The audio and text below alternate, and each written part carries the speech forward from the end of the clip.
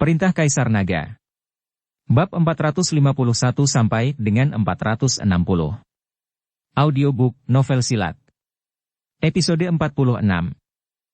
Baik Zachary Bai maupun Fredkin tidak memperhatikan bagaimana Dev membunuh Drake Jiang itu, tetapi untuk dapat menembak mati Drake dalam waktu sesingkat itu, maka kekuatan Dev dapat dibayangkan. Mari kita bekerja sama, bunuh anak ini dulu, lalu bicara tentang Leontine. Melihat Drake sudah mati, Fredkin mengerutkan kening dan berkata kepada Zachary Bai. Dia berencana untuk bergandengan tangan dengan Zachary Bai untuk membunuh Dev. Tetapi siapa yang tahu bahwa Zachary Bai tiba-tiba menarik kembali dan mengepalkan tinjunya ke Dev. Kakak Chen, saya tidak bermaksud menyinggung Anda. Saya di sini untuk meminta maaf. Penarikan tiba-tiba Zachary Bai menempatkan Fredkin dalam posisi yang memalukan. Dia tahu betul bahwa Zachary Bai akan membunuh dengan pisau. Jika dia bisa membunuh Dev, Zachary Bai pasti akan merebut Leontine Giok darinya, tetapi jika mereka terbunuh oleh Dev, maka Dev juga akan kelelahan dan terluka parah, tetapi Zachary Bai masih akan menembak. Kamu keparat. Fredkin memandang Zachary Bai, menggertakkan giginya dan memarahi, lalu berkata kepada bawahannya, ayo pergi bersama, bunuh anak ini dulu, kita ambil Leontine Giok. Awasi wanita itu, jangan biarkan dia kabur. Fredkin meraung marah, dan memimpin seseorang langsung ke Dev, meninggalkan Zachary Bai sendirian. Berlama-lama, lihat Yuki. Dev memberikan Yuki kepada Ellie untuk didukung. Pada saat ini, ketika Ahda melihat Dev melepaskan Yuki, matanya berkilat dingin, dan dia berjalan menuju Yuki dari satu sisi. Kematian pengadilan. Wajah Dev menjadi dingin, dan dia menampar Ahda itu dengan telapak tangan. Dev, yang sudah berada di tahap pembangunan pondasi, sama sekali tidak peduli dengan Master Neijing. Melihat ini, Ahda tidak melawan Dev, dia ingin tergelincir kembali ke satu sisi tubuhnya. Dev sendirian, dan ada beberapa dari mereka, selama Dev tidak memperhatikan, mereka dapat membawa Yuki pergi. Tapi saat tubuh Ahda melangkah mundur, dia tiba-tiba merasakan sekuntum bunga di depannya, dan kemudian Dev menghilang. Panik melintas di mata Ahda, dan dia melangkah mundur lebih cepat, tapi dia menabrak sesuatu dengan keras. Ketika Ahda melihat ke belakang, dia tercengang. Dia menyadari bahwa dia telah menabrak Dev. Saya tidak tahu kapan, Dev benar-benar datang di belakangnya. Bang! Dev menampar kepala Ahda dengan telapak tangannya dan menghancurkan kepalanya sampai berkeping-keping. Setelah membunuh Ahda itu, sosok Dev tidak berhenti sama sekali, dan langsung menyapa Fredkin dan anak buahnya. Sosok Dev seperti angin puyuh, terus-menerus bolak-balik antara Fredkin dan anak buahnya, dan akan ada teriakan dari waktu ke waktu. Ketika sosok Dev berhenti, orang-orang yang dibawa oleh Fredkin sudah tergeletak di tanah, mereka semua tampak kesakitan dan berjuang keras, tetapi mereka tidak hidup lama. Adegan itu sunyi senyap, dan tidak ada yang berani berbicara. Mereka semua adalah tuan dari tuan, dan mereka akan mati seperti ini. Lari. Melihat ini, Fredkin berbalik dan hendak lari. Kekuatan Dev jauh lebih kuat dari yang dia bayangkan. Tapi Fredkin baru saja berbalik, tubuh Dev bergoyang, dia mengejarnya, menendang punggung Fredkin, dan kemudian menginjak kepala Fredkin. Dev, kamu tidak bisa membunuhku. Aku dari keluarga Qin. Jika kamu membunuhku, keluarga Qin tidak akan membiarkanmu pergi bahkan jika mereka harus mengejar ke ujung dunia. Dengan panik berkedip di mata Fredkin, dia mengancam Dev. Aku paling benci orang yang mengancamku. Dev berkata dengan dingin, kekuatan di kakinya meningkat sedikit. Fredkin panik dan buru-buru berteriak kepada orang banyak, saya adalah tuan muda keluarga Qin di Jingjing. Jika ada di antara Anda yang bisa menyelamatkan saya, keluarga Qin saya pasti akan berterima kasih. Semua orang tahu bahwa jika Anda mengikuti keluarga Qin di ibu kota, Anda pasti akan naik ke puncak. Tetapi dengan kekuatan Dev, siapa yang berani menyelamatkannya? Melihat tidak ada yang berbicara, Fredkin semakin panik. Zachary Bai, selamatkan aku, jika kamu menyelamatkanku, keluarga Qinku dapat mematuhi perintah keluarga Baimu. Fredkin mengikuti Zachary Bai untuk meminta bantuan. Pada saat ini, kepala Fredkin sudah jatuh ke tanah di tengah jalan. Dev berusaha sangat keras sehingga kepala Fredkin akan patah. Ekspresi Zachary Bai berubah, tapi dia tidak bergerak atau berbicara. Jika tidak ada yang bisa menyelamatkanmu, maka aku akan mengirimmu ke jalanmu. Dev berkata dengan dingin. Tidak, tidak, Fredkin berteriak. Tiba-tiba dia memikirkan Ellie, jadi dia berkata dengan keras, demi kisah lama, selamatkan aku, selamatkan aku. Kita pernah saling jatuh cinta. Demi aku, selamatkan hidupku. Aku mencintaimu, aku sangat mencintaimu saat itu, tapi aku dipaksa oleh keluargaku untuk memutuskan hubungan denganmu, dan kemudian bertunangan dengan Margaret Bay dari keluarga Bay, tolong selamatkan aku.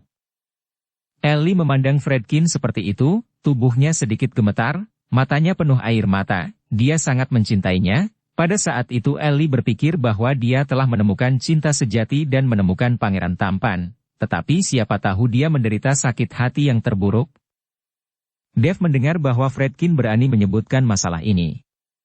Dia awalnya kasihan pada Ellie, tetapi Fredkin ini berani mengatakan bahwa Dev bahkan lebih marah. Kamu bajingan, pergi ke neraka. Dev berteriak dengan marah, dan dia mengangkat kakinya untuk menginjaknya. Tunggu sebentar. Tiba-tiba, Ellie berteriak. Dev kembali menatap Ellie dengan heran. Ellie datang, melirik Fredkin tanpa daya, dan kemudian berkata kepada Dev. Dev, bisakah kamu menyelamatkan nyawanya? Ellie, bukankah bajingan ini menyakitimu? Dev tidak mengerti mengapa Ellie masih memohon untuk Fredkin. Lepaskan nyawanya, bagaimanapun juga, aku mencintainya, ini semacam kelegaan yang kuberikan pada diriku sendiri, aku menyelamatkan nyawanya, dan itu tidak akan pernah berhubungan lagi. Air mata mengalir dari mata Ellie, dan bisa dilihat betapa Ellie pernah mencintai Fredkin. Dev menarik kembali kakinya, menghela nafas tak berdaya, dan kemudian berkata kepada Fredkin. Pergi, dan lain kali, tidak ada yang akan bersyafaat untukmu lagi. Fredkin menghela nafas panjang, lalu bangkit dan lari tanpa melihat ke belakang, bahkan tidak melihat ke arah Ellie. Setelah Fredkin melarikan diri, Dev memandang Zachary Bay dan berkata dengan dingin. Jika kamu ingin memanfaatkan kelelahanku, kamu bisa melakukannya sekarang. Merasakan tatapan Dev, hati Zachary Bay sedikit bergetar, dan setelah wajahnya berubah, dia menunjukkan senyum. Kakak Chen, saya hanya mengatakan bahwa itu adalah kesalahpahaman, Anda dan saya tidak memiliki keluhan dan dendam, bagaimana saya bisa mengambil tindakan melawanmu? Dev mencibir, liontin batu giok ini adalah apa yang Anda cari, tidakkah Anda ingin mengambilnya kembali? Dan formula pil pada saya, bukankah Anda menginginkannya? Zachary Bay mengerutkan kening, dia benar-benar tidak mengerti, bagaimana Dev tahu bahwa dia bergegas menuju liontin batu giok ini. Mungkinkah Dev yang menyelamatkan Sashain pada malam itu? Memikirkan hal ini, Zachary Bay langsung mengerti bahwa dengan kemampuan Dev, dia memang bisa menyelamatkan Sasha dari mata mereka tanpa suara. Karena benda itu ada di tangan kakak Chen, itu tentu saja milik kakak Chen, mengapa saya menginginkannya, dan resep pil itu, kakak Chen tidak setuju penawaran saya, jadi saya hanya bisa menyesalinya, saya tidak akan melakukan pembelian yang memaksa dalam menjual barang. Zachary Bay hanya bisa tersenyum dan berkata bertentangan dengan keinginannya.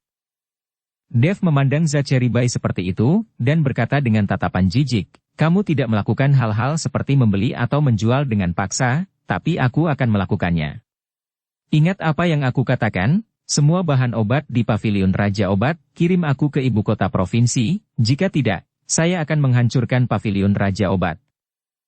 Setelah Dev selesai berbicara, dia tidak peduli dengan penampilan mengerikan Zachary Bay, dia berbalik dan menarik Yuki pergi. Ellie dan Wuxi mengikuti dengan cermat, dan semua orang pergi satu demi satu. Apa yang terjadi hari ini sangat mengejutkan mereka. Tuan muda kedua. Solomon Sun memandang Zachary Bay dan berkata, apa yang harus kita lakukan? Mari kita tunda selama beberapa hari, aku akan kembali ke keluarga untuk membahasnya. Setelah Zachary Bay selesai berbicara, dia pergi dengan bawahannya. Dev membawa Yuki dan yang lainnya kembali ke ibu kota provinsi. Dev, yang telah memasuki tahap pembangunan fondasi, memiliki kebutuhan energi spiritual yang semakin tinggi, tetapi peningkatan kekuatannya yang cepat juga membuatnya bersemangat. Hari ini, dia membunuh beberapa master-master segera setelah dia bergerak. Jika itu dalam periode pemurnian Qi, itu tidak akan mungkin sama sekali. Bahkan jika dia bertarung dengan Dani Jiang, Dev mengambil beberapa upaya pada waktu itu. Jika dia bertarung dengan Dani Jiang saat ini, Dev bisa menghancurkannya sampai mati tanpa memberinya kesempatan sedikit pun untuk melawan. Tuan Chen, haruskah kita mengirim seseorang untuk diam-diam memantau tindakan pavilion Raja Obat? Kurasa mereka tidak akan menyerahkan bahan obat dengan mudah. Fata bergegas segera setelah Dev kembali. Yansen mengikuti Fata untuk menceritakan apa yang terjadi di kota Tianfeng. Fata juga terkejut pada saat itu, lagi pula, kekuatan Dev tidak terduga, tumbuh dengan kecepatan yang terlihat dengan mata telanjang. Tidak, saya harap mereka tidak menyerahkan bahan obat. Apa yang saya inginkan tidak akan sesederhana bahan obat, tetapi seluruh rumah Raja Obat. Dev tersenyum dingin, dengan keserakahan tak berujung di matanya. Jika dia ingin meningkatkan kekuatannya sendiri, Dev harus mengandalkan sejumlah besar obat mujarab. Selama bahan obat dari pavilion Raja Obat membantu Dev, jumlahnya terbatas. Hanya berikan obat mujarab untuk dirimu sendiri. Tapi obat mujarab berusia 100 tahun itu terbatas, mereka tidak bisa tidak ada habisnya, dan akan selalu ada hari ketika mereka kelelahan. Sepertinya sudah waktunya untuk pergi ke Gunung Heng dan melihat apakah ada batu spiritual di sana. Dev berpikir dalam hati. Jika ada batu spiritual di Hengshan, Dev dapat tinggal di Hengshan langsung untuk berlatih. Dev menghubungi Donnie Wu dan menyuruhnya pergi ke Hengshan besok pagi untuk melihatnya. Yuki sekarang memiliki liontin batu giok untuk melindungi tubuhnya. Dev masih relatif lega. Kedua master-master tidak memiliki cara untuk mendekat. Tampaknya liontin batu giok ini memang harta karun. Ketika malam tiba, semua orang tertidur, dan kota Tianfeng juga berubah sementara karena pertemuan seni bela diri, semua orang pergi dan menjadi sepi. Di jalan-jalan kota Tianfeng, 4 lelaki tua berjubah hitam dan berjanggut putih berjalan dengan tenang. Mereka berempat berjalan sangat lambat, tetapi setiap langkah menempuh jarak yang jauh. Jalan-jalan ratusan meter, keempat orang itu berakhir di sekejap. Keempat lelaki tua ini adalah 4 tetua lembah Xuanyue. Keempat tetua ini langsung pergi ke arena, dan kemudian membagi pekerjaan mereka dan bekerja sama, masing-masing melakukan tugasnya, seperti detektif yang menyelidiki sebuah kasus, terus-menerus memeriksa jejak kaki di tanah, dan lubang besar berbentuk manusia di arena yang dihancurkan oleh Drake Jiang. Salah satu penatua mengeluarkan saku kain, lalu memasukkan tangannya, mengeluarkan segenggam bubuk perak, dan memercikkannya ke udara. Dalam sekejap, cahaya perak menyala, dan ada bayangan di udara. Bayangan itu masih bergerak, seperti film 3 dimensi maju cepat, dan setiap karakter sangat nyata. Setelah diperiksa lebih dekat, ternyata itu adalah gambar Dev melawan beberapa Grandmaster, tetapi gambar itu sangat pendek, menghilang setelah hanya beberapa detik, dan pemandangan itu jatuh ke dalam kegelapan lagi. Saudaraku, bisakah kamu melihat kekuatan macam apa anak ini? Penatua yang menaburkan bubuk perak bertanya. Penatua pertama menggelengkan kepalanya, saya tidak bisa melihat menembus, membunuh master kekuatan internal ini dengan mudah. Anak ini takut dia telah mencapai puncak master kekuatan internal, atau kekuatan master kekuatan internal, tapi saya bisa merasakan nafasnya sedikit pun dari sini. Kakak, menilai dari lubang besar di arena ini, anak itu pasti telah mencapai kekuatan master yang hebat, jika tidak Drake Jiang tidak akan mati secara tragis. Penatua yang sedang menyelidiki ring itu juga berkata. Kakak kedua, kakak tertua memiliki hidung paling tajam. Jika ada master hebat yang menggunakan kekuatan di sini, kakak tertua pasti akan bisa merasakan nafas. Penatua yang menaburkan debu emas membalas. Kali ini, semua orang jatuh ke dalam kontemplasi, dan segalanya tampak buntu. Mungkinkah anak ini bukan seorang pejuang, tetapi seorang penyihir seperti kita? Penatua yang menaburkan debu emas tiba-tiba menyala di depan matanya. Tidak mungkin. Tidak mungkin seorang penyihir hebat memiliki kemampuan bertarung dalam jarak dekat. Kamu harus tahu bahwa kita semua menggunakan teknik sihir. Dengan kekuatan dewa saja, siapa di antara kamu yang bisa bersaing dengan dia? Kekuatan dewa? Penatua segera membalas. Semua orang terdiam lagi, dan semua orang mengerutkan kening. Kejadian ini membuat mereka merasa tidak punya cara untuk memulai. Lupakan saja, ayo kembali dan lapor ke Valley Master. Dev ini terlalu kuat, kita masih harus mengambil rencana jangka panjang. Setelah beberapa saat merenung, tetua pertama melambaikan tangannya dan berkata. 3 lainnya mengangguk, dan kemudian menghilang ke dalam kegelapan dalam sekejap. Tidak ada yang mengira seseorang pernah ke sini sebelumnya. Pagi selanjutnya, Donnie datang lebih awal untuk menunggu Dev. Dev mengikuti Yuki untuk menjelaskan beberapa putaran dan siap berangkat dengan Donnie. Kali ini saya hanya pergi ke Hengshan untuk penjelajahan singkat, jadi saya tidak akan pergi ke sana selama beberapa hari, dan saya tidak akan membawa banyak barang. Tapi saat Dev hendak pergi, telepon tiba-tiba berdering. Dev melihat ibunya menelepon, jadi dia dengan cepat menghubungkan telepon. Ibu. Setelah Dev menjawab telepon, dia berteriak dengan gembira. Dia belum menelepon orang tuanya beberapa hari ini, dan Dev menyalahkan dirinya sendiri ketika dia memikirkannya. Hei. Selin menjawab dengan gembira ketika dia mendengar Dev memanggilnya, dan kemudian berkata, Dev, apakah kamu sibuk akhir-akhir ini? Sepupu bibimu yang kedua akan menikah dalam beberapa hari. Apakah kamu punya waktu untuk kembali ke sana? Kampung halamanmu? Yasmin akan menikah? Dev terkejut. Bu, berapa umur Yasmin untuk menikah? Aku 19 tahun. Dia tidak lagi sekolah, dia tidak muda. Kata Selin. Dev terdiam beberapa saat. Di pedesaan seperti ini, selama anak-anak tidak bersekolah, mereka akan mengatur pernikahan, terutama anak perempuan. Masuk akal untuk mengatakan bahwa usia Yasmin Chen masih sangat muda.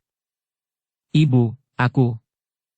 Dev tidak tahu bagaimana memberitahu Selin bahwa dia akan pergi ke Gunung Heng, dan dia tidak punya waktu sama sekali. Selin di ujung telepon mungkin mendengar sesuatu, menghela nafas sedikit, dan kemudian berkata, tidak apa-apa, jika Anda tidak punya waktu, saya akan memberitahu bibi kedua Anda dan yang lainnya, sibuk. Suara Selin menjadi lebih kecil, dan akhirnya tidak ada suara, tetapi telepon tidak ditutup. Dev bisa merasakan hati Selin pada saat ini, sejak dia di penjara, pekerjaan ayahnya juga menghilang, dan kondisi keluarga anjlok. Selin memiliki temperamen yang sangat kuat. Ternyata di keluarga lamanya, dia memiliki berbagai koneksi dan popularitas. Selin menelepon Dev kali ini dan memintanya untuk kembali ke kampung halamannya. Pasti ada sesuatu untuk dipamerkan. Kebetulan memanfaatkan pernikahan Yasmin untuk memamerkan Dev dengan kerabat dan teman.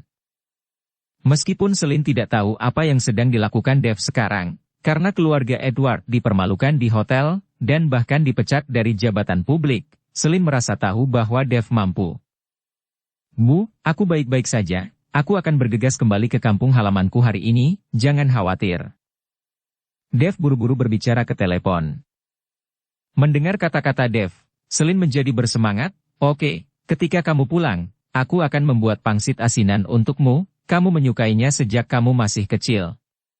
Ngomong-ngomong, jangan lupa untuk meminta Yuki untuk datang juga, kamu harus bertemu kerabat lainnya. Dev tersenyum, dia tahu bahwa Selin ingin dia membawa Yuki bersamanya, sehingga dia bisa pamer di depan kerabatnya, jadi dia mengangguk dan berkata, tidak masalah, aku akan memberitahunya sekarang. Iya, aku menunggumu. Setelah Selin selesai berbicara, dia menutup telepon. Aku punya sesuatu untuk dilakukan. Aku tidak akan pergi ke Hengshan untuk saat ini, tetapi kamu perlu membeli lebih banyak batu kasar Hengshan. Menutup telepon, Dev berkata kepada Donnie. Donnie Wu mengangguk, oke, aku akan pergi ke Hengshan sendiri untuk mendesak penambang memberikan beberapa batu kasar. Setelah Donnie pergi, Dev mengikuti Yuki untuk bercerita. Yuki juga masuk akal. Meskipun dia tahu bahwa kondisi di pedesaan sangat sulit, Yuki setuju. Keduanya berkendara langsung ke kampung halaman Dev. Kampung halaman Dev berada di daerah pedesaan di Hongcheng. Awalnya adalah sebuah desa kecil, tetapi setelah perkembangan pesat, sekarang telah banyak berubah. Ketika Dev kembali, dia melihat bahwa setiap rumah memiliki kata pembongkaran besar tertulis di atasnya. Itu harus dihancurkan di sini. Pada saat itu, paman kedua Dev, Barnett Chen, menginginkan rumah leluhurnya karena pembongkaran dan pembangunan. Tepat setelah memasuki desa, beberapa anak berlari liar di jalan. Dev tidak mengenal mereka. Dia tidak kembali selama beberapa tahun. Paman kedua, bibi ketiga, kamu istirahat? Tidak lama setelah memasuki desa, ada beberapa pria dan wanita tua duduk di samping jalan yang rapi. Dev buru-buru menurunkan jendela mobil dan berkata, Dev masih mengenal orang-orang ini. Bagaimanapun, dia dibesarkan di sini sejak dia masih kecil. Baru setelah lulus dari sekolah menengah pertama, Dev pergi ke kota karena pemindahan pekerjaan ayahnya, Edward. Melihat Dev berbicara, beberapa pria dan wanita tua menoleh, dan segera seorang wanita paruhbaya mengenali Dev dan berkata, "Bukankah ini Dev? Bukankah kamu masuk penjara? Kapan kamu keluar? Keluar. Apakah Anda akan mengendarai Mercedes-Benz besar?" Wanita paruhbaya itu melihat ke mobil yang dikendarai Dev dan berkata. Dev tersenyum canggung, "Bibi ketiga, saya baru saja keluar belum lama ini." "Oh, kamu kembali ke pernikahan sepupumu, kan? Saya dapat memberitahu Anda bahwa Yasmin sangat baik sekarang, suaminya adalah bos besar yang kaya. Anda baru saja kembali dan membicarakannya, mungkin saya bisa memberikannya kepada Anda. Cari pekerjaan yang bagus, lakukanlah." Wanita parubaya itu melambaikan tangannya dan berkata. Dev mengangguk, menggulung jendela mobil dan terus mengemudi, lalu menatap Yuki dengan ekspresi malu. Wanita pedesaan memang seperti ini, mulut terbuka, tetapi hati mereka tidak buruk. Bibi ketiga saya sering diam-diam merebus telur untukku ketika aku masih kecil. Yuki hanya tersenyum dan tidak mengatakan apa-apa, dia mungkin tidak mengerti cara orang pedesaan berbicara. Segera, Dev memarkir mobilnya di depan halaman kecil. Halamannya tidak besar, tapi sangat bersih. 5 rumah bata semuanya baru dicat. Ini adalah kampung halaman Dev. Ayah ibu. Begitu dia keluar dari mobil, Dev berteriak keras. Melihat bangunan bata di depannya, pikiran Dev tiba-tiba kembali ke masa kecilnya ketika dia berteriak, "Orang tua!" Dia selalu ingat bahwa hal pertama yang dia lakukan ketika pulang dari sekolah adalah memanggil orang tuanya, lalu melemparkan tas sekolahnya ke halaman, berbalik dan berlari untuk bermain. "Dev, apakah kamu kembali?" Selin dengan gembira berlari keluar dari ruangan. "Bibi." Setelah melihat Selin, Yuki berteriak sambil tersenyum tipis. "Oh, Yuki ada di sini, cepat dan duduk di kamar." Selin hampir melompat ketika dia melihat bahwa Yuki benar-benar ada di sini. Dia awalnya berpikir bahwa seorang wanita muda seperti Yuki tidak ingin datang ke pedesaan di lingkungan yang kotor dan berantakan seperti itu. Ketika dia menyelesaikan panggilan telepon, Selin masih gelisah, bertanya-tanya apakah Yuki akan datang, tetapi sekarang dia melihat Yuki datang sekarang. Selin sangat gembira. "Di mana ayahku?" Dev bertanya pada Selin. "Pergi ke rumah bibimu yang kedua dan lihat apakah kamu bisa membantu," kata Selin. Ini adalah kasus di pedesaan. Jika ada acara bahagia, semua orang harus membantu bersama, karena bibi kedua Dev juga dari desa Cenjia, sebuah desa, jadi Anda harus membantu.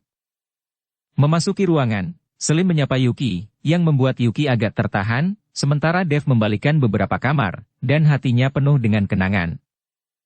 "Dev, rumah ini akan segera dihancurkan. Jika kamu bisa melihatnya, itu ide yang bagus. Setelah dihancurkan, seluruh desa tidak tahu harus pergi kemana." Selin melihat Dev berjalan-jalan di berbagai ruangan, jadi dia menghela nafas dan berkata, "Bu, bukankah pembongkaran itu rumah pemukiman kembali?" Dev tertegun dan bertanya pada Selin. Dukung channel Novel Silat dengan subscribe, follow, like, komen dan share. Siapa yang mengaturnya untukmu? Jangan pikirkan keindahan seperti itu. Tidak ada subsidi sewa. Nenek moyang di desa telah tinggal di sini selama beberapa generasi. Sekarang mereka telah dihancurkan, satu keluarga hanya memiliki 100.000 dana pembongkaran. Desa lain memiliki lebih sedikit, tetapi mereka tidak memilikinya.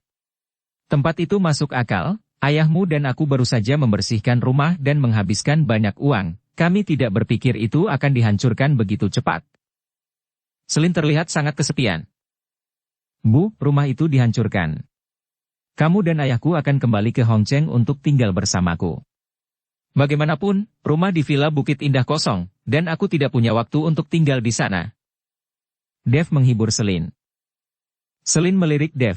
"Dev, izinkan saya memberitahu Anda, meskipun keluarga Yuki kaya dan dapat meminjamkan Anda rumah besar, tetapi Anda tidak dapat melakukan apa-apa, Yuki akan mengikuti Anda saat itu, Anda tidak dapat terus menghabiskan uang orang." "Uang, kan? Kamu laki-laki." "Bibi, kamu salah paham, sebenarnya. Bu, aku tahu, aku pasti akan melakukan pekerjaan dengan baik. Dev langsung menyela Yuki, tanpa membiarkannya melanjutkan. Hanya saja Yuki tidak membenci keluarga kita. Kamu harus baik kepada orang lain. Jika aku tahu kamu telah melakukan kesalahan pada Yuki, aku tidak akan mengenalimu sebagai anak. Selin sangat menyukai Yuki. Dia adalah wanita kaya, tidak menyukai keluarga miskin mereka, dan memiliki kepribadian yang baik. Gadis seperti ini sangat sulit ditemukan.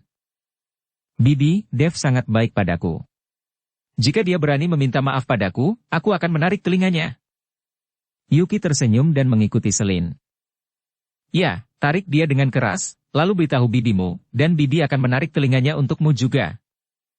Selin juga berkata sambil tersenyum. Bu, aku masih bukan anakmu, kalian menggertakku bersama. Dev terdiam beberapa saat, tetapi hatinya penuh kebahagiaan. Hahaha. Yuki memandang Dev seperti itu, dan tertawa. Saudara Dev, Saudara Dev. Ini, ada suara seorang gadis di luar memanggil Dev. Begitu Dev mendengar suara itu, dia tahu itu adalah Yasmin, jadi dia berlari keluar. Yasmin beberapa tahun lebih muda dari Dev, dan keduanya berasal dari desa yang sama, jadi Yasmin telah mengikuti Dev seperti pengikut sejak kecil, dan untuk melindungi Yasmin, Dev jarang berkelahi dengan orang lain. Hubungan antara dua saudara dan saudari sangat baik. Hanya saja saya belum bertemu selama bertahun-tahun, tetapi Dev sangat merindukan sepupu ini. Ketika Dev berlari keluar dari ruangan, dia melihat seorang gadis jangkung yang tingginya lebih dari 1,7 meter, dengan kuncir kuda diikat di kepalanya dan dua lesung pipit yang dangkal ketika dia tersenyum. Yasmin, panggil Dev ragu-ragu. Kakak Dev, apakah kamu tidak mengenalku? Yasmin tersenyum. Aku benar-benar hampir tidak mengenalimu, kamu tumbuh terlalu cepat, kamu setinggi aku. Dev berputar-putar di sekitar Yasmin dengan terkejut, dan kemudian membandingkan kepalanya lagi. Keduanya tidak bertemu selama 4 atau 5 tahun saat itu, Yasmin hanyalah seorang gadis kecil dari berpisah 5 tahun pada umurnya ke-14, tetapi sekarang dia adalah gadis besar. Kamulah yang tumbuh perlahan, dan aku akan melampauimu dalam 2 tahun. Yasmin mengangkat kepalanya dan berkata, aku baru saja mendengar dari bibi ketiga di pintu masuk desa bahwa kamu kembali, dan kamu membeli Mercedes besar di luar, baik? Itu punya temanku, kata Dev sambil tersenyum. Mobil ini milik Yuki, dan Dev sendiri tidak membeli mobil, karena baik Yuki maupun Yansen memiliki mobil, dan jumlahnya cukup banyak, jadi Dev tidak kekurangan mobil untuk dikendarai. Oh! Yasmin mendengus, dan kemudian bertanya. Aku mendengar bibi ketiga mengatakan bahwa kamu membawa seorang gadis yang sangat cantik ke sini. Apakah itu pacarmu? Dev tersenyum dan mengangguk, kemampuan wanita pedesaan ini untuk menyebarkan informasi mungkin lebih cepat daripada internet. Di mana dia? Bawa aku menemuinya. Yasmin membawa Dev dan berjalan menuju rumah. Begitu dia memasuki pintu, dia disambut oleh Selin dan Yuki, yang akan keluar untuk menemuinya. Bibi! Yasmin berteriak setelah Selin. Yasmin, kamu akan segera menikah, mengapa kamu masih berkeliaran? Selin bertanya pada Yasmin. Ada terlalu banyak orang dalam rumah keluarga dan terlalu berisik, jadi aku berlari keluar untuk mencari udara. Setelah Yasmin selesai berbicara, dia memandang Yuki di samping Selin dan berkata dengan ekspresi terkejut, ini pacar kakakku Dev, kan? Cantik sekali, seperti peri. Mendengar apa yang dikatakan Yasmin, wajah Yuki langsung memerah, namun hatinya indah. Namaku Yuki. Yuki mengulurkan tangannya dan berkata. Kakak ipar, nama saya Yasmin. Memerah, namun hatinya indah. Yasmin buru-buru mengulurkan tangan dan berjabat tangan dengan Yuki. Oke, ayo bicara di rumah, aku akan pergi ke rumah Yasmin untuk melihat. Setelah Selin selesai berbicara, dia pergi. Beberapa orang kembali ke rumah, mata Yasmin terus tertuju pada Yuki, tetapi dia merasa sedikit malu melihat Yuki. Yasmin, apa yang kamu lihat? Dev buru-buru mengingatkan Yasmin. Kurasa pakaian kakak iparku tidak murah. Semuanya merek terkenal, dan anting-antingnya Cartier. Harganya pasti sangat mahal. Yasmin berkata dengan iri. Kakak ipar, apa yang keluargamu lakukan? Yuki tidak berpikir bahwa gadis kecil Yasmin itu cukup berpengetahuan, dia tersenyum ringan, melakukan bisnis kecil. Setelah berbicara, Yuki melepas anting-antingnya, Yasmin, kakakmu dan aku sedang terburu-buru, dan kami tidak membelikanmu hadiah apapun. Jika kamu menyukai anting-anting ini, kami berikan kepada kamu. Yasmin melambaikan tangannya dengan tergesa-gesa, dan dia melangkah mundur ketakutan dan berkata, "Kakak ipar, ini terlalu berharga, saya tidak berani memintanya." "Apa yang sangat berharga, itu niat kakak iparmu." Yuki berkata, menarik Yasmin untuk mengenakannya secara langsung, "Kamu terlihat sangat cantik, dan kamu akan terlihat lebih baik ketika kamu mengenakan gaun pengantin ketika Anda menikah." Ketika Yuki berbicara tentang pernikahan, senyum asli Yasmin mulai redup, dan dia tampak sedikit khawatir. "Yasmin, kamu baru berusia 19 tahun, mengapa kamu tidak pergi ke sekolah, justru kamu akan menikah? Kamu bahkan belum kuliah. Jika kamu tidak dididik, di masa depan, itu akan jadi sulit untuk mendapatkan pijakan di masyarakat." Dev bertanya pada Yasmin. Pertanyaan Dev tampaknya telah menyentuh titik nyeri Yasmin, matanya tiba-tiba memerah, dan dia mulai menangis. Ini mengejutkan Dev, dia tidak berpikir bahwa Yasmin benar-benar menangis ketika dia berkata dengan santai. Yuki juga buru-buru menghibur Yasmin, "Yasmin, saudaramu baru saja mengatakannya dengan santai, abaikan dia." "Wow." Begitu Yuki mengatakan itu, Yasmin semakin menangis, dan langsung menangis di bahu Yuki. Setelah menangis beberapa saat dan menenangkan diri, Yasmin berkata, "Kakak ipar, saya tidak mengeluh tentang yang saudara saya katakan. Saya sebenarnya tidak ingin menikah, saya ingin pergi ke sekolah, tapi aku tidak bisa berbuat apa-apa." Yasmin dianiaya seperti anak kecil saat ini, yang membuat orang merasa sangat tertekan. Ketika Dev dan Yuki mendengarnya, mereka semua sedikit terkejut, masyarakat macam apa ini, apakah masih ada pernikahan paksa? "Yasmin, ada apa?" Dev sedikit mengernyit. "Kakak Dev, lupakan saja, tidak ada gunanya berbicara denganmu, semuanya seperti ini, aku sudah melihatnya." Yasmin menyeka air matanya dan tersenyum. "Yasmin, katakan padaku, aku pasti bisa membantumu," kata Dev dengan cemas. "Yasmin, katakan saja. Aku yakin kami bisa membantumu." Yuki juga berkata kepada Yasmin.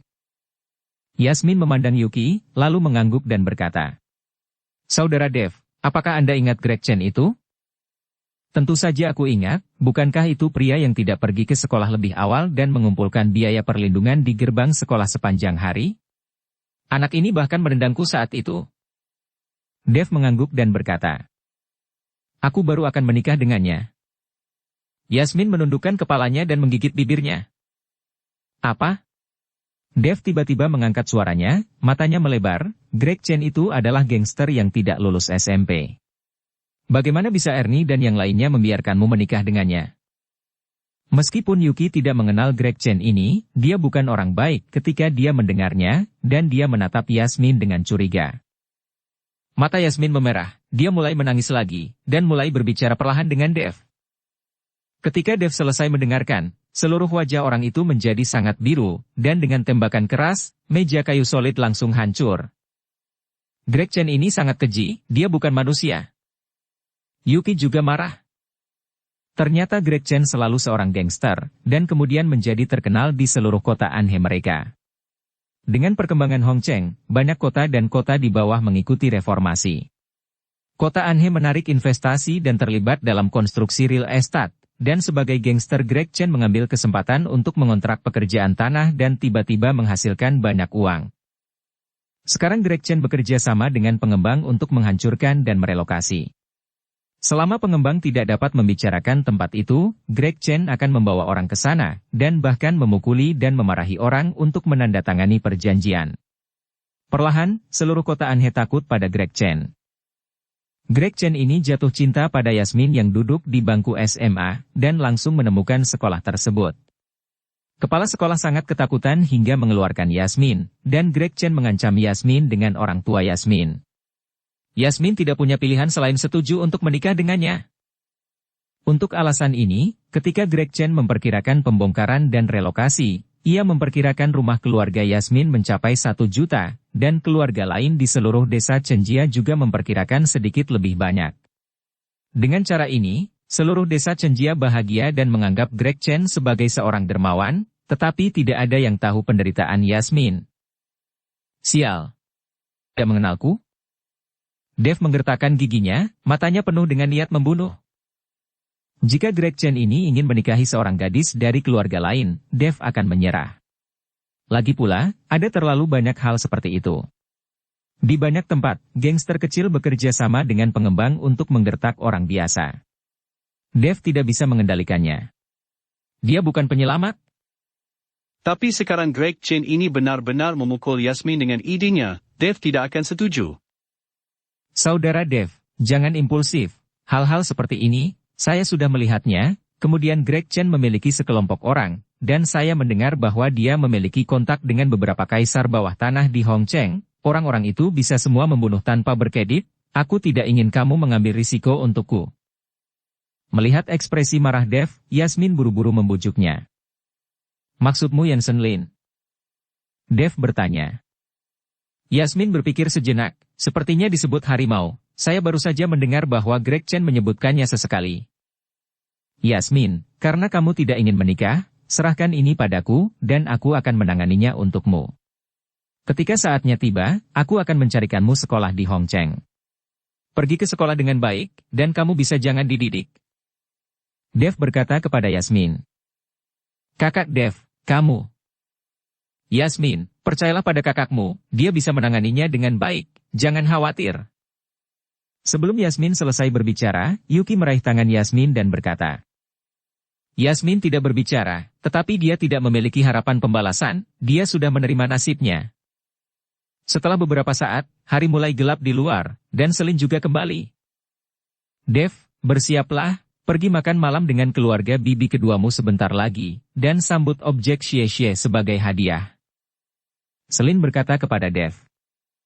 Apakah itu Greg Chen? Tanya Dev. Selin tertegun sejenak, tetapi dia dengan cepat bereaksi dan berkata.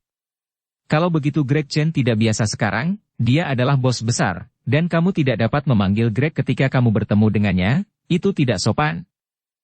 Bagaimana jika saya tidak memanggilnya Tuan Greg? Ketika saya bertemu dengannya, saya ingin. Bibi, pergi dan beritahu ibuku, kami akan segera ke sana.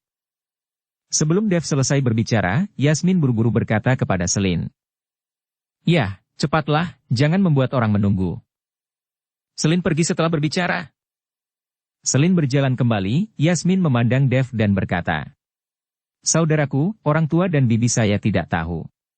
Saya selalu mengatakan bahwa saya bersedia menyelamatkan mereka dari kekhawatiran. Dev memandang Yasmin dengan sangat bijaksana di usia muda, dan menyentuh kepala Yasmin dengan kasihan di matanya. Yasmin, jangan khawatir, mulai sekarang, tidak ada yang akan memaksamu melakukan hal-hal yang tidak kamu sukai. Ada saudara di sini, tidak ada yang berani. Dev dan yang lainnya pergi ke rumah Yasmin. Pada saat ini, di pintu rumah Yasmin, sebuah Toyota Domineering diparkir di sana. Di depan mobil ada seorang pria yang mengenakan rantai emas, cincin emas, dan sebatang rokok di dalamnya. Mulutnya orang tua Dev dan apa yang dibicarakan orang tua Yasmin. Dev melihat sekilas bahwa orang ini adalah Greg Chen, dengan niat membunuh melintas di matanya. Saudaraku, jangan impulsif, aku mohon. Yasmin tampaknya merasakan niat membunuh pada Dev dan mengikuti Dev dengan wajah berdoa. Melihat Yasmin seperti itu, Dev mengangguk. Beberapa orang turun dari mobil dan berjalan. Greg Chen melihat Dev sekilas, dan menyeringai, Dev, kamu telah dipenjara selama 3 tahun, mengapa kamu masih terlihat lemah? Ikuti aku, kamu tidak akan masuk penjara. Pengalaman bisa membangun prestise. Dev menatap Greg Chen dengan dingin, tidak tertarik? Melihat sikap Dev, wajah Greg Chen menjadi dingin, tetapi ketika dia melihat Yuki di samping Dev, senyum langsung muncul di wajahnya yang semula acuh tak acuh, dan matanya menyapu bolak-balik tubuh Yuki dengan tidak hati-hati, yang membuat Yuki hampir acuh tak acuh. Menjijikkan. Nona, nama saya Greg Chen, senang bertemu denganmu. Greg Chen berpura-pura menjadi pria yang sangat terhormat, mengulurkan tangannya dengan beberapa cincin emas dan berkata. Yuki menatap Greg Chen dengan dingin, dan tidak mengatakan apa-apa. Ini pacar kakak Dev, Yuki. Melihat ini, Yasmin berkata dengan tergesa-gesa karena takut Greg Chen akan marah. Greg Chen juga tidak marah, dia hanya tersenyum dan menepuk bahu Dev dan berkata, "Saya benar-benar meremehkan Anda. Tepat setelah Anda keluar dari penjara, Anda memanjat seorang wanita kaya kecil, Anda memiliki kemampuan." Ketika Greg Chen mengatakan ini, dia tidak menyembunyikannya sama sekali, dan suaranya sangat keras sehingga semua orang bisa mendengarnya. "Ayo pergi, atau tidak ada tempat lagi." Yasmin buru-buru melangkah maju dan menarik Greg Chen untuk pergi ke restoran. Jika mereka mengobrol, mereka mungkin akan memulai perkelahian. Bagaimana mungkin tidak ada tempat? Di kota Anhe, kemanapun aku pergi makan, aku pasti punya tempat. Greg Chen meraih tangan Yasmin dan langsung menuju ke mobilnya yang mendominasi. Yasmin mengedipkan mata pada Dev dengan putus asa, dengan ekspresi memohon di wajahnya. Dia benar-benar takut Dev akan berkonflik dengan Greg Chen. Segera, beberapa orang tiba di kota. Dengan perkembangan tahun-tahun ini, kota Anhe juga makmur. Ada banyak restoran di kedua sisi jalan. Greg Chen membawa Dev dan yang lainnya ke hotel berlantai 5. Setelah turun dari bus, Greg Chen menunjuk ke restoran dan berkata, "Ini adalah restoran terbesar di kota Anhe, dan saya memiliki saham." Ketika Greg Chen berbicara, wajahnya penuh kebanggaan. Yuki melirik hotel, menutup mulutnya dan diam-diam tersenyum, lalu berkata di telinga Dev, "Ini bahkan tidak sebesar hotel saya, jadi layak untuk dipamerkan." Dev tersenyum tanpa mengucapkan sepatah kata pun, dia ingin melihat betapa sombongnya Greg Chen. Beberapa orang berjalan ke lobi hotel. Setelah melihat Greg Chen, seorang kasir segera berlari dan berkata dengan nada menyanjung, "Kakak Greg ada di sini. Li kecil, siapkan kotak pribadi nomor 1 untukku, kami akan pergi makan malam." Greg Chen berkata dengan bangga. Kasir itu tiba-tiba tampak malu, "Kakak Greg, ada seseorang yang makan di kotak pribadi nomor 1. Jika Anda memberitahu kami sebelumnya, kami bisa menyiapkannya." Plak. Kemudian Greg Chen menampar kasir dan menatap, "Apakah saya perlu memberi pemberitahuan terlebih dahulu untuk makan? Datangi orang di kotak pribadi nomor 1 dan suruh pergi. Apakah Anda masih perlu saya untuk mengajari Anda tentang ini? Apakah itu benar? Tidak mau melakukannya?" Kasir ditampar, dan tiba-tiba menangis sedih, menutupi setengah wajahnya dengan satu tangan, dengan kengerian di matanya. "Kak Greg, ayo cari kotak lain." Melihat kasir seperti itu, Yasmin tidak tahan, jadi dia berkata kepada Greg Chen, "Tidak apa-apa, aku akan membawa calon mertuaku untuk makan malam, dan aku harus memiliki kotak pribadi nomor 1. Greg Chen ingin pamer di depan Dev dan yang lainnya. "Kakak Greg, nomor 1. Para tamu di kamar pribadi di nomor 1 tidak bisa diusir." Jawab kasir dengan lembut. "Sial? Siapa yang tidak bisa mengusir mereka? Apakah Anda ingin saya mengusir mereka secara pribadi?" Greg Chen memelototi kasir, mengulurkan tangan dan ingin menelepon lagi, tetapi dihentikan oleh Yasmin. Kasir itu sangat ketakutan sehingga dia melangkah mundur dan berkata dengan tubuh gemetar, "Kakak Greg, manajer Chu yang minum di kotak pribadi nomor 1. Kata-kata kasir menyebabkan tubuh Greg Chen sedikit gemetar, dan ekspresi wajahnya jelas berubah. "Manajer Cui ada di sini untuk makan malam?